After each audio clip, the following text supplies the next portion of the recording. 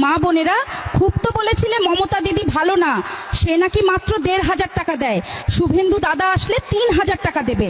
কই গো তোমাদের শুভেন্দু দাদা এখন কোথায়? সে তো গোবর নিয়েই ব্যস্ত, গরুর পুজো করছে, গোবর খাচ্ছে, গোমূত্র পান করছে, এদিকে গরিবের দোকান জেসিবি দিয়ে ভাঙছে, মানুষের ঘর বাড়ি ভেঙে দিচ্ছে। পেট্রোলের দাম কমাবে বলেছিল, সেই পেট্রোল এখন গোবরের দামেও মিলছে না। আর তোমাদেরকে দিয়েছে ১২ পাতার ফর্ম, দাদুর আব্বার মার নানির ভোটার ছবি লাগবে, কয়টা বিয়ে হয়েছে, কয়টা ডিভোর্স, বিড়ি খাও কিনা, সব লিখতে হবে। আমি তোমাদের ১,৫০০ টাকা দিতাম, তখন কি ১২ পাতার ফর্ম চেয়েছিলাম?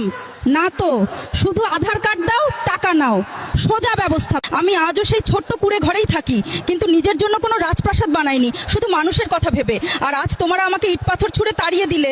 এবার ঠেলা বোঝো মা বোনেরা, শুভেন্দু আসাতে তোমাদের কি অবস্থা হয়েছে। গরুগুলো ঠিকভাবে বিক্রি করতে পারছো না, মুসলিমরাও গরু কিনবে না। শুভেন্দু রাজনীতি করতে আসেনি, এসেছে ধর্মনীতি করতে, গরিব মানুষকে মৃত্যুর মুখে ফেলে দিতে। সমস্ত গরিব মানুষদের স্টেশনের ধারে থাকা দোকানগুলো সবকিছু জেসিবি নিয়ে এসে ভেঙে চুরমার করে দিল। আর এইদিকে শুভেন্দু গোবর নিয়ে পড়ে আছে। দিদি বলছে গোবর রাজনীতি নয়, মানুষের রাজনীতি চাই।